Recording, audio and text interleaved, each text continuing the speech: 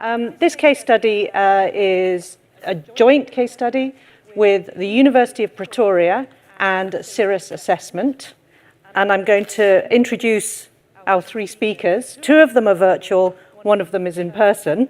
So from the University of Pretoria on our screen, we have Dr. Wimpy Bacon, and we have Detkin Schepers, and this is Vegard Sivertsen.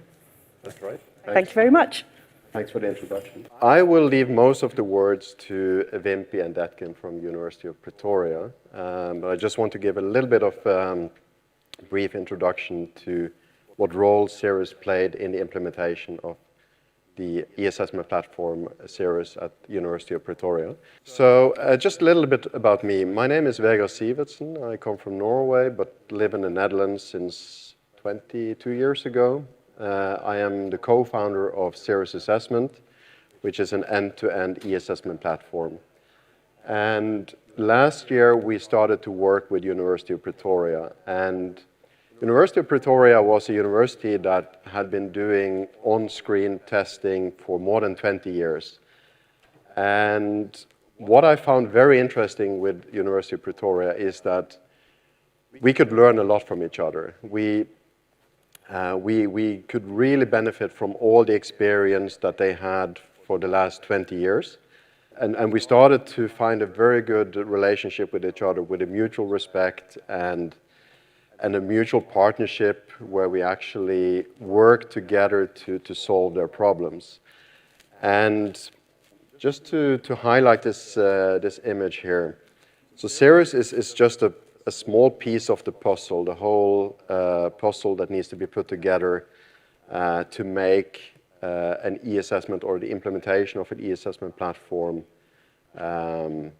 work. And moving from zero to more than 1 million test deliveries requires quite a lot of work, and that is what Detkin and Wimpy will tell you about how they went on achieving this. So Cirrus, as I mentioned, it's an end-to-end e-assessment platform. But as anyone that has been involved with e-assessment probably knows, it's not an off-the-shelf solution. It's not like one size fits all and you can just take it off the shelf and use it. So we sat down with the University of Pretoria and we looked at how they currently worked and what their future vision was for how they wanted e-assessment to work. So we did a lot of things with them, but I want to highlight a couple of things that I'm particularly proud of. And this reflects the partnership we had with the University of Pretoria, where we in joint collaboration worked on solving their problems. So we built together with them a new way of tagging items to metadata items. We improved on the way the blueprint works, so actually pulling questions or items out of the item bank based on certain criteria and generating valid test forms. And everyone that has been involved in high-stakes assessment knows that validity of the assessment is very important. Like, am I testing what I'm supposed to be testing? And do I have the right weighing between the areas I want to test? And finally, the output, like the reports or the results of those. We call that the score report, which enables the lecturers at the University of Pretoria to exactly know which areas the students are excelling and where they're lagging behind. So they have very good insight into their strengths and weaknesses. And and this was a joint venture. This was a joint collaboration we did with the University of Pretoria. And I will not keep you any longer because the most interesting part is the story from Detkin and Wimpy. So I'll leave it to you, Wimpy and Detkin. Thank you very much for the opportunity. And it's really a privilege for myself and Detkin to be part of this journey with you and Cirrus Assessment. Let me first introduce Detkin Schepers. She's head of e-learning. She's a great friend of mine and a wonderful colleague. And Detkin, it's wonderful to also share this platform with you. We've been doing a couple of work over the last 10 years with you. So it's really great to also share some work and insight this afternoon. Then God, to you and your management team, I just want to say you are a true partner, being engaged, being proactive during the project mode, and even now as we move forward and sharing this case study with you. It's really remarkable to have a partner like you that's engaged and that we can really work with.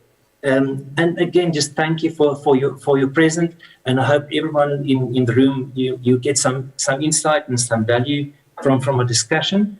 And we put a couple of slides together, and we put it under 6 top insights, and I'm going to go through those slides shortly. Just a little bit of background. So our university was established on the 4th of March 1908. We only had 32 students walking through the door, and today we celebrate more than 43,000 enrolled students. We're very proud also that we sit under the top 5 universities in South Africa. We have 26 public universities in South Africa, and if you just look at the examination pass rate of 82.4%, those figures really speak a lot with regards to how we see e-assessment and the pivotal role e-assessment plays in our environment. Also, if you just look at a few other statistics that I would like to share with you, is that we consist out of 9 faculties, and we hold 1 business school. We have a very strong international profile, and we tap into our alumni network so that we can build our own entrepreneurial skills locally. And we are very much involved with social, local social engagement projects, and we embrace the digital transformation age and the AI space with all the work that we are doing. I'm going to hand over to you, Detkin, to give us a little bit of background and also to just set the tone for the meeting. Thank you, Wimpy. Regarding our assessment at the university, we have a summative assessment system.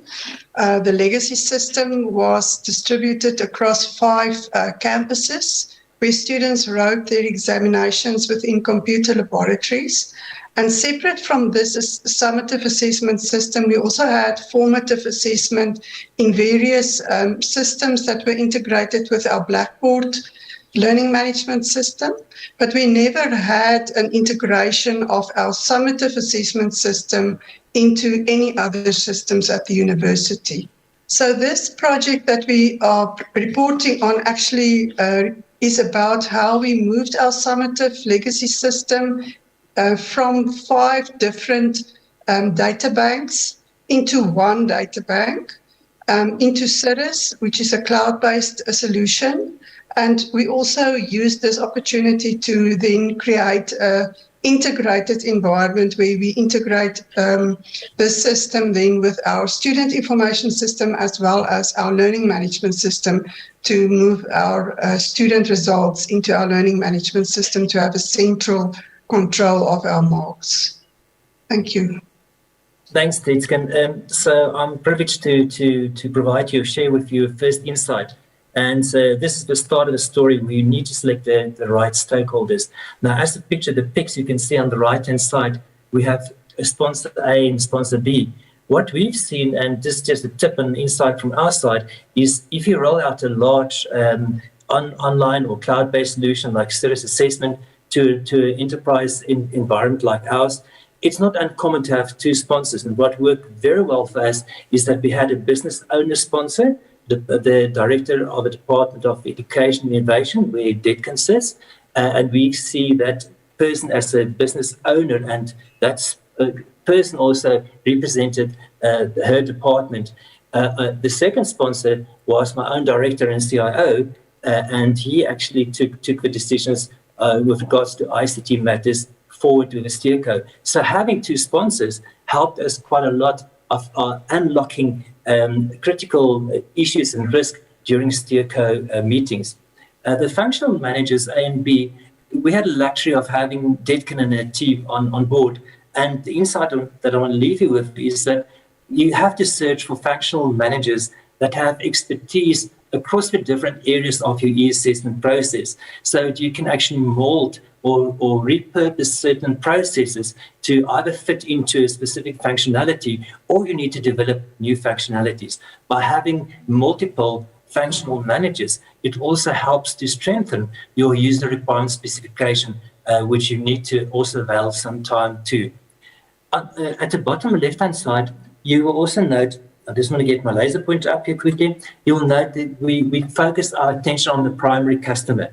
It's very important to attract your primary customers, those people that will use your system, so that they feel that they can influence, as well as their level of importance to a project. They have a say in the project. And one example before I step off into Insight 2, is where we actually engage with our disability unit and make them a primary customer of a solution, because they will help us to test the inclusiveness of accessibility of a solution, as well as they work with us to unpack new functionalities and also use test cases to actually take the project forward. On Insight 2, and this is something from a project management perspective that I don't think I need to spend too much time on, but your user requirement needs to be quite comprehensive and complete. As you can see, we have a functional requirement set, and the functional requirement set is really what the system should do. And within Cirrus Assessment, we had a world-class dual with a number of product features, and that's why we selected Cirrus Assessment. And we actually then looked at our user requirements and see if there are any gaps in our e-assessment process.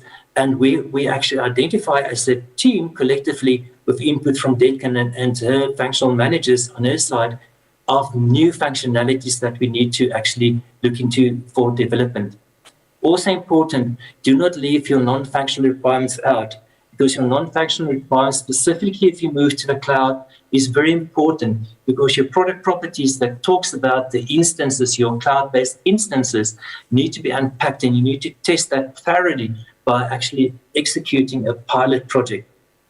The pilot project was successfully delivered by Detkin and with the help of Vanguard, and he also spent many hours with us to make sure that we looked into all the different areas.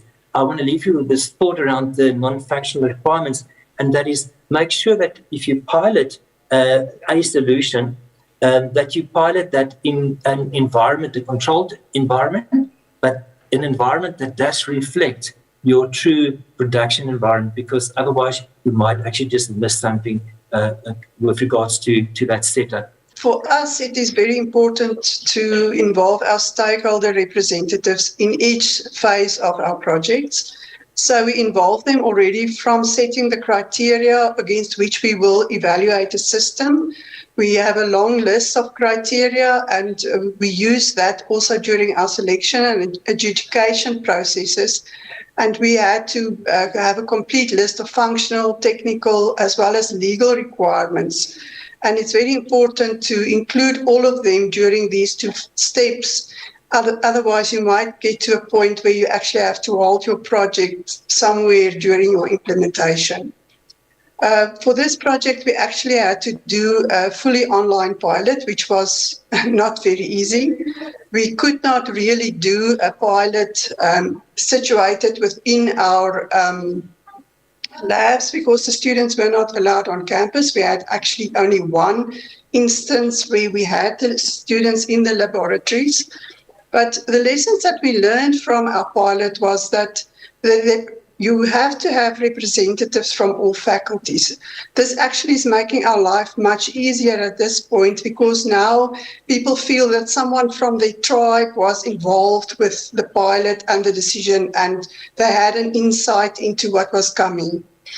The second thing we had were some lecturers who volunteered as pilot lecturers, but there were also people who were assigned and told to participate from the deputy dean level. And we found that the volunteers had a much deeper internal motivation, and they experimented more, and they actually gave us much more information from their pilots than these people who just complied with the instructions. Thirdly, with the pilot, that one session that I mentioned actually was very valuable for us because we observed the lecturer as well as the students while they were busy working in the system. And we picked up on a few things that we would have to address very well during our training. So that was very handy for us.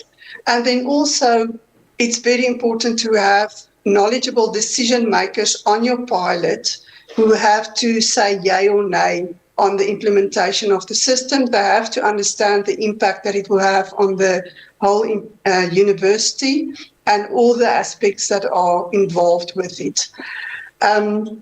It was also from this pilot that they were mentioned that a few of these developments would have to be in place for us to actually be able to continue with the product. So when we go to the data migration phase, we had a very wonderful surprise with our lecturers. We asked them to look at their data, and they actually helped us to clean up our data banks to such an extent that we only had to transfer 40% of our questions, which also helped with our storage space. That was a very good win for our group. And then when you have to talk about roles and responsibilities in your assessment process, it is very important to have everybody have their say, because then when we come to the implementation phase, people start participating because also there they were involved in decisions that were made, and they then stick better to the processes that were put in place. We always get feedback from our training and our support delivery from our lecturers, and we use that to then also tweak our training for the next phase. So the fourth insight is to communicate clearly to all levels of stakeholders. So we used the project steering committee to actually for the governance of the project, and Wimpy already said quite a few things about that. But for our institutional awareness, we used a top-down approach with the deputy deans telling people. We informed the deputy deans and they informed the faculty members that there is something new coming. In the faculty where we have a very strong push from the top, people are much more using the system at this point in time than in other faculties. And then we also used our teaching and learning conference to make people aware of the new system, as well as through our institutional marking. Something that lecturers really appreciate is to hear from other lecturers what works, what does not work. So we also provide opportunities for them to share their practices. At a very basic level, we used personal emails to our existing users to tell them the why and the what's in it for me of this new process, as well as the timelines and what is needed from their side to collaborate in this process. So we also use various formats in our communication. So we've created a few videos through which we are communicating key benefits from the system to create curiosity with our lecturers and institutional awareness. Our workshops I will talk about in the next slide. And then what works best in our university is to send personalized emails, especially if you want action from someone, you address it to that person and you give them a personal email in their inboxes, and only then will they respond. Thank you. For our training and our skills development, we rather use training that is specific for each level of users. So from the top system administrators through to our students, each of these teams had a separate type of focused training for them. Our lecturers, we really wanted to be more autonomous in the use of the system. We cannot do everything for them anymore. So we have a very focused training for them where we have created a course in Blackboard Learn with synchronous and asynchronous formats that is available. So we do live online sessions where we do presentations that is interspersed with hands-on in Cirrus itself, and they go in and they do the activities and then they come back and we continue with the presentation. We also record these sessions, so the lecturers go and review these recordings. They also have access to a help site that strongly rely on Cirrus's knowledge base. And then we provide continuous support. I've seen lecturers running into my staff's offices with a laptop to sit next to them to just get a quick update on what did I do wrong year and year. It's very interesting how they work, and it's very important to be available after you have trained them to build their confidence and have them step by step become autonomous users. It's also important to do the training just in time, else they forget and you have to retrain them again if you do it too soon for them. So the last insight that I want to share with you, smooth project management is crucial. I don't know whether that's an oxymoron, where we can get a smooth project. That's what we did from the start of this engagement with Cirrus Assessment and with the guidance from Vanguard and his management team. We decided on a dual role for project management. We didn't see it fit for us to call the shots on this project, because we wanted to engage with Cirrus Assessment to create a partnership environment. So the dual role project management approach that we followed is where Cirrus, they got the in-depth knowledge of a product and possibilities to address the client needs. And what was great for me as a project manager is that they were equipped, and we asked him to track and forecast the delivery of the tasks based on the expertise, because they've done it before. They know how to do it, and they know all the bells and whistles of the product. They also are their team had a lot of technical skills which matched our requirements. And therefore, from our side, from a UP side, University of Pretoria side, as a business owner, we had a luxury of having someone with great institutional strengths and also knowledge. And then also from the project management perspective, what we had to do is to manage expectations of the steerco members and to obviously oversee the budget and do some forecasting on that. What worked well for us, our project consisted of about 25 work streams with various activities under those work streams. And I use the visual planning approach, where weekly during our project team meetings, we put all the work streams up, and you could visually see where we are, where we need to move towards as well. And that really worked well. The feedback from Cirrus Assessment with regards to the tasks were on time, that were high quality work delivered. So we never had to go back and revisit some of or any of the work actually that we put forward to the team. I want to conclude this slide around this budget constraints or considerations. And I want to throw out the old project triangle that talks about cost and budget and quality. And I want to really suggest that you look at the triple value constraint triangle, and I put the model down there, which is really a significant approach. If I look back on the project and you look at the one leg that talks about the capability of the entire team, which now is the partnership role that Cirrus took on the project, helped us to actually shape the scope of the project. And what this triangle tells you is that the value of that you create, the cement of the value of the project and the value of your partnership is really the function of your scope and your capability. And I can honestly say that with having Cirrus Assessment on board, with their technical skills, the expertise of how to approach e-assessment, helping us to remodel and rethink our own e-assessment model, and also add additional functionalities. This is the value of the partnership, where their capability helps us to drive the scope of a project. And at the end of the day, please keep in mind, it's a function of the scope and capability. You still need to invest time and money to make it possible with a partner. Yes, the partnership between the university and Cirrus created a win-win situation for all of us. For us as the university, it was really a breath of fresh air to work with an assessment partner who listens to our requirements and who works with us to address our needs. And then I really think Cirrus also gained from our partnership, as Vigard also already said, with these new and amended functionalities. So truly it was for both partners, we can say, our success resulted in their success. Thank you.